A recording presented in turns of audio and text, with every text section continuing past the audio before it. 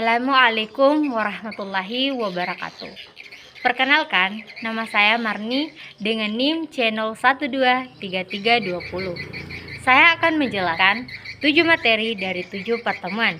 Materi yang pertama yaitu lingkup manajemen keuangan lanjutan. Terbagi menjadi beberapa. Yang pertama, perencanaan.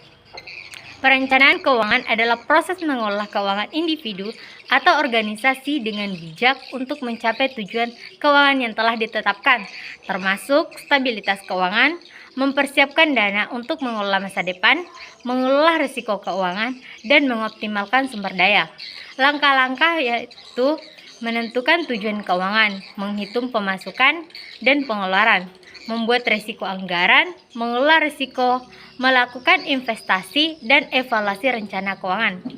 Perencanaan keuangan membantu untuk mencapai tujuan, memberikan stabilitas, dan meningkatkan pengelolaan uang. Yang kedua, penganggaran.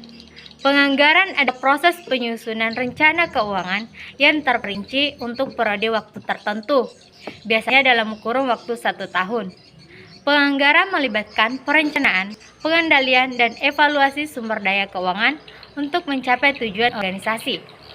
Tujuannya adalah merencanakan dan mengendalikan keuangan, mengalokasikan sumber daya, memfasilitasi pengambilan keputusan, dan mengevaluasi kinerja keuangan.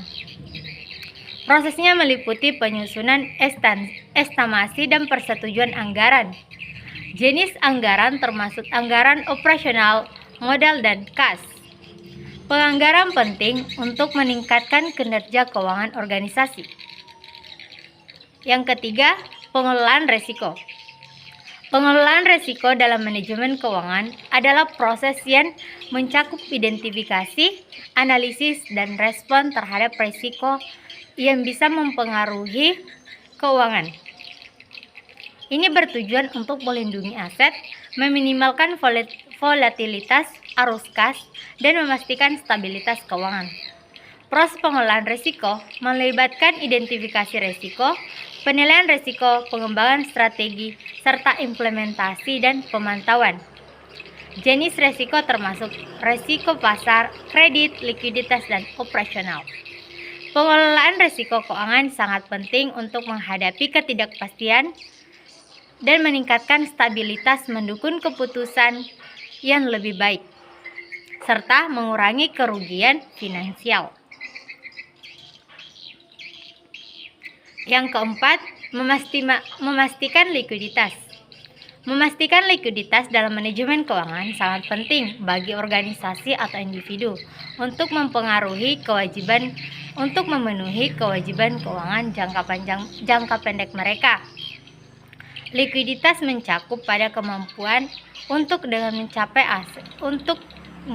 mencapai aset menjadi uang tunai tanpa kerugian yang signifikan, yang mencerminkan kemampuan untuk memenuhi tanggung jawab keuangan. Likuiditas yang memadai penting untuk pembayaran utang, gaji, dan biaya operasional yang tepat waktu, menangani situasi tak terduga seperti penurunan pendapatan atau peningkatan biaya, memanfaatkan peluang investasi, dan menjaga reputasi keuangan melalui pemenuhan kewajiban yang tepat waktu.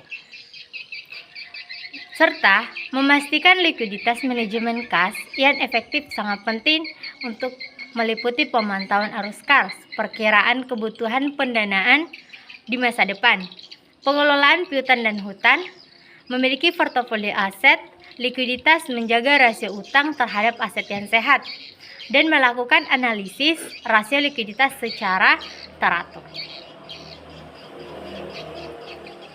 Perencanaan keuangan yang tepat dengan anggaran yang realistis dan dana darurat juga merupakan kunci untuk menjaga likuiditas. Pertemuan kedua dengan tema konsep risk dan return serta modal penilaian dalam sebuah investasi. Risiko sistematis adalah risiko yang mempengaruhi seluruh pasar atau segmen pasar secara keseluruhan dan tidak dapat dihilangkan melalui diversifikasi portofolio. Sifatnya eksternal dan tidak terkendali, mempengaruhi semua aset dengan tingkat yang berbeda. Penyebabnya meliputi faktor ekonomi makro, peristiwa politik, dan faktor global. Contoh resiko sistematis adalah perubahan suku bunga, inflasi, resesi ekonomi, dan perubahan kebijakan pemerintah. Resiko tidak sistematis adalah risiko yang spesifik pada perusahaan atau industri tertentu dari berbeda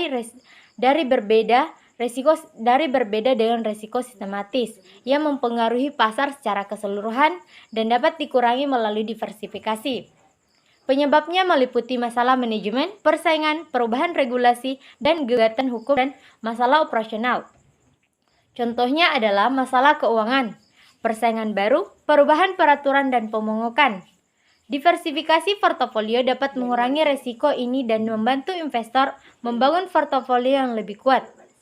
Risiko adalah peluang terjadinya kerugian dalam investasi yang dapat berasal dari faktor internal dan eksternal.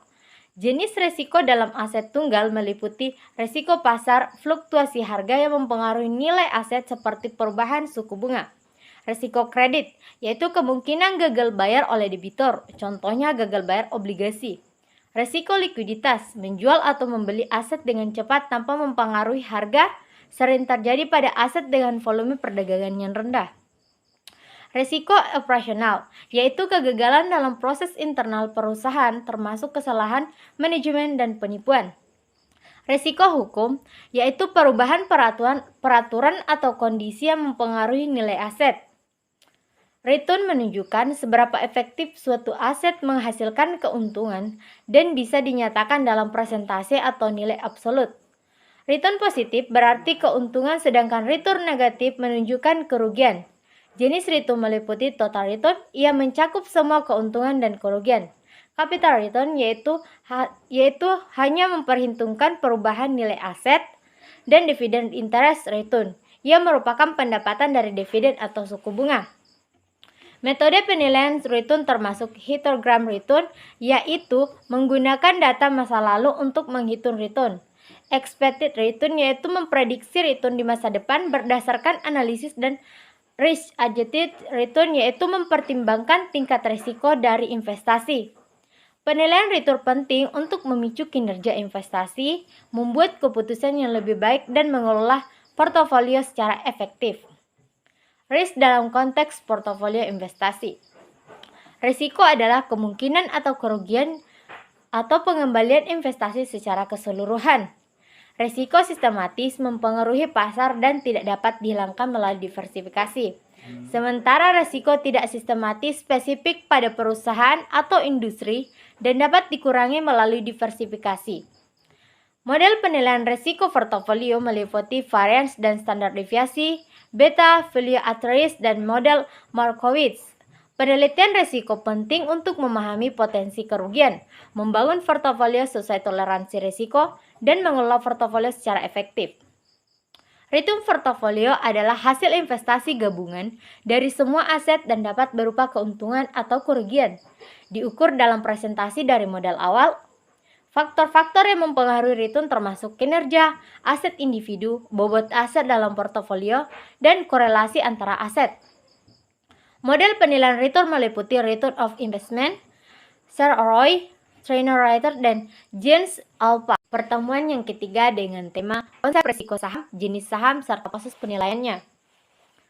Saham adalah bukti kepemilikan seseorang terhadap suatu perusahaan. Dengan memiliki saham, Anda menjadi pemilik sebagian perusahaan tersebut. Bukti-bukti kepemilikan saham, yaitu dapat berupa bukti kepemilikan, hak pemegang saham, jenis saham, pasar saham, risiko dan keuntungan dalam suatu saham.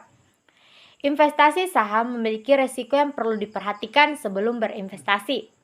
Jenis saham yang pada umumnya termasuk risiko pasar, risiko tidak sistematis, risiko likuiditas, risiko capital loss, risiko delisting, risiko inflasi, dan risiko kebangkrutan.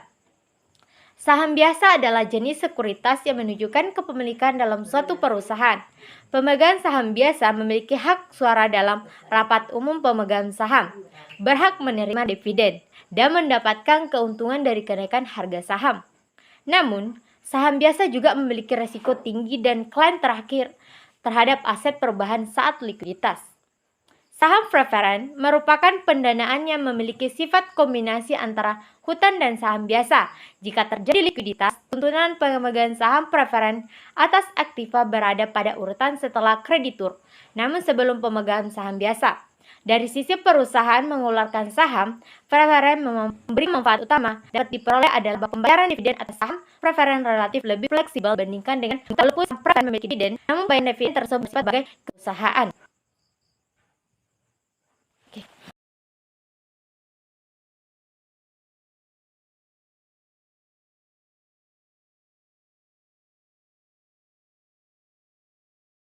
Pertemuan keempat dengan tema konsep risiko saham, jenis saham, serta proses penilaiannya.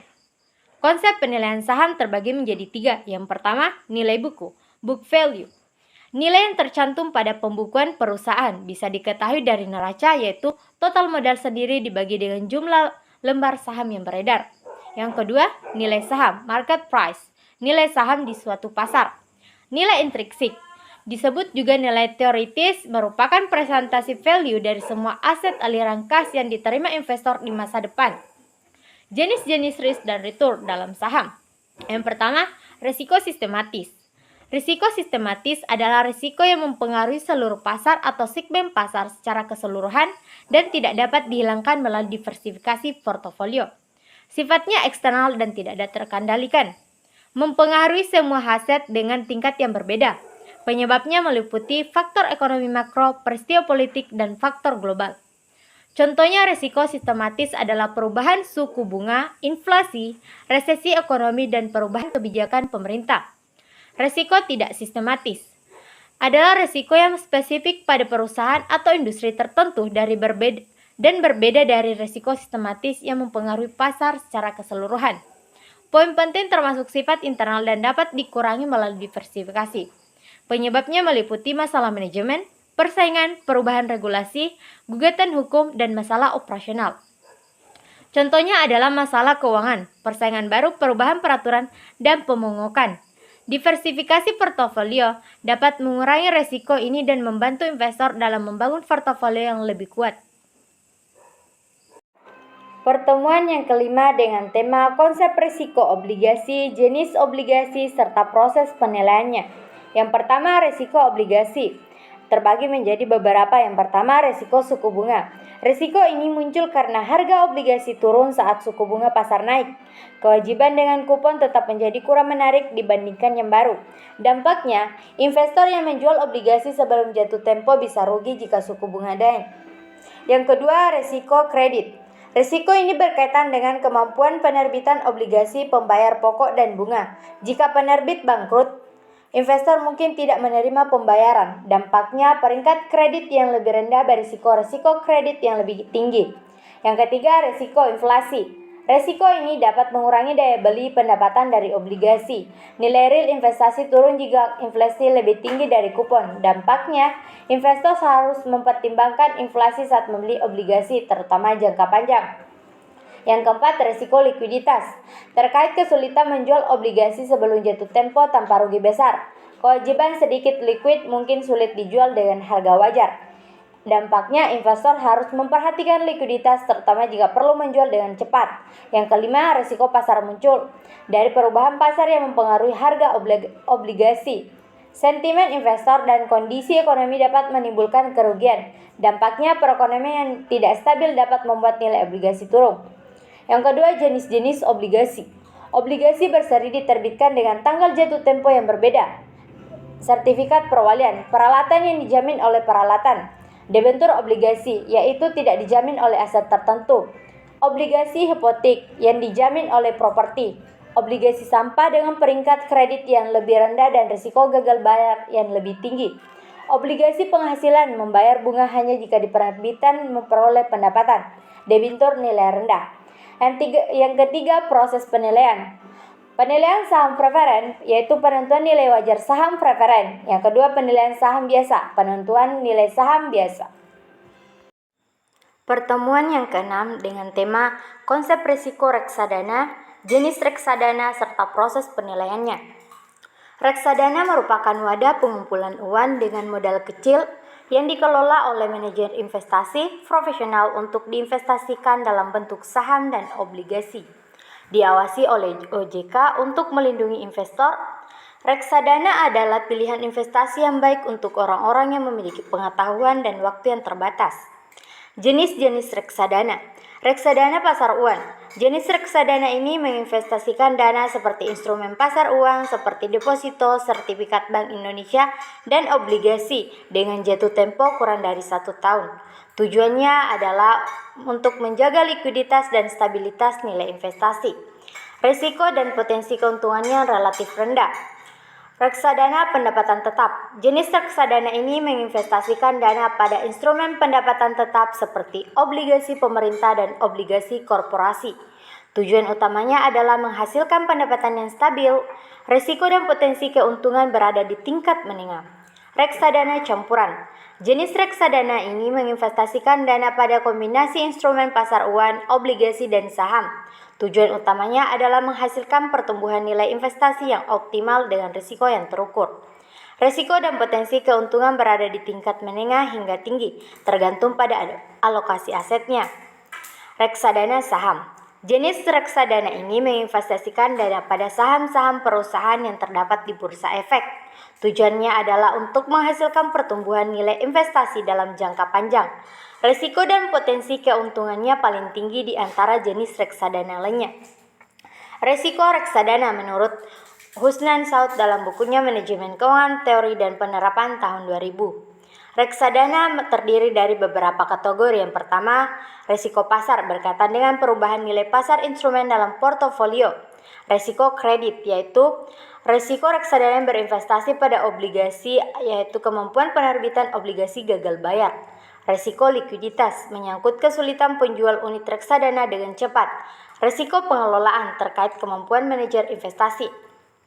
Penilaian reksadana menurut Dr. Sumarsan SEMM dalam penilaian reksadana, yaitu dengan tekanan menggunakan berbagai metode penghasilan kinerja yang mempertimbangkan risiko. Metode ini antara lain Sharpe Ratio, yaitu mengukur kinerja portofolio reksadana dengan membagi imbal hasil lebih dengan variabilitas imbal hasil portofolio yang dinyatakan dalam standar deviasi. Tenor Ratio, mengukur kinerja portofolio dengan membagi indeks return dengan volatilitas portofolio yang dinyatakan dalam beta. Jens Alba, yaitu mengukur kinerja portofolio dengan membandingkan imbal hasil aktual dengan imbal hasil yang diharapkan berdasarkan risiko sistematisnya. Penilaian kinerja penting agar investor dapat mengambil keputusan investasi yang tepat dengan memperhasilkan faktor-faktor lain seperti risiko, inflasi, ukuran dana, rasio perputaran, dan arus kas juga mempengaruhi risiko kinerja reksadana. Pertemuan yang ketujuh dengan tema konsep-konsep dan perhitungan biaya modal. Yang pertama, konsep biaya modal. Biaya modal adalah tingkat pengambilan minimum yang digunakan sebagai dasar pengembalian investasi dari suatu perusahaan yang mencerminkan biaya real atau biaya kesempatan agar nilai perusahaan tetap. Biaya ini mencakup semua pengeluaran untuk mendapatkan dana, baik dari utang maupun ekuitas. Yang kedua, perhitungan modal. Biaya utang dihitung dengan mempertimbangkan tingkat bunga dan pajak menggunakan rumus biaya utang sama dengan tingkat bunga kali 1 dikurang tarif pajak. Biaya saham preferen dihitung dengan pembagian dividen preferen dengan harga pasar saham. Biaya saham biasa menggunakan metode seperti model pertumbuhan dividen. Perhitungan biaya modal. Rata-rata tertimbang. WACC adalah rata-rata biaya modal perusahaan di mana setiap komponen modal utang, saham preferen, dan saham biasa diberi bobot sesuai dengan proporsinya dalam struktur modal perusahaan. WACC digunakan sebagai tingkat diskonto dalam penilaian investasi proyek. WACC mencerminkan biaya rata-rata yang harus dikeluarkan perusahaan untuk mendanai asetnya. Perhitungan WACC secara umum seperti rumus sebagai berikut. Marginal Cost of Capital Schedule atau biaya modal marginal adalah biaya rata-rata tertimbang dari setiap dolar tambahan modal yang diperoleh perusahaan. yang menunjukkan biaya yang harus dikeluarkan perusahaan untuk mendapatkan tambahan dana, dan biaya ini cenderung meningkatkan seiring dengan pertambahannya jumlah dana yang diperoleh. Tujuannya adalah digunakan untuk menentukan tingkat pengembalian minimum yang diperoleh dari investasi baru agar nilai perusahaan tidak menurun. Faktor-faktor yang mempengaruhinya, yang pertama, biaya utang. Yang kedua, ekuitas. Yang ketiga, struktur modal. Yang keempat, tingkat pajak. Jadwal MCC adalah grafik yang menunjukkan hubungan antara dana yang diperoleh dan biaya modal marginal, membantu perusahaan menemukan titik investasi optimal. MCC digunakan dalam analisis anggaran modal dan dalam menentukan struktur modal optimal perusahaan. Kaitan antara marginal cost of capital schedule dan investment opportunity schedule berdasarkan referensi saya. Yang pertama, konsep dasarnya. Marginal cost of schedule adalah grafik yang menunjukkan hubungan antara jumlah dana yang diperoleh perusahaan dengan biaya modal marginal, mencerminkan biaya rata-rata tertimbang dari setiap dolar tambahan modal yang diperoleh perusahaan. Investment opportunity schedule adalah grafik yang menunjukkan hubungan antara tingkat pengembalian IRR dengan jumlah dana yang diinvestasikan, mencerminkan peluang investasi yang tersedia bagi perusahaan. Kaitan antara MCC dan IOS pengambilan keputusan investasi. Perusahaan menggunakan MCC dan IOS untuk menentukan proyek investasi yang layak. Proyek diterima jika IRR lebih besar dari MCC. Penerapan dalam manajemen keuangan, yaitu analisis anggaran modal. Dan IOS digunakan untuk evaluasi kelayakan proyek, pengambilan keputusan strategi. Keduanya membantu dalam pengambilan keputusan strategi terkait investasi dan pendanaan. Secara sederhana, MCC biaya untuk mendapatkan dana menunjukkan peluang investasi. Perusahaan menggunakan kedua grafik ini untuk menentukan proyek paling menguntungkan.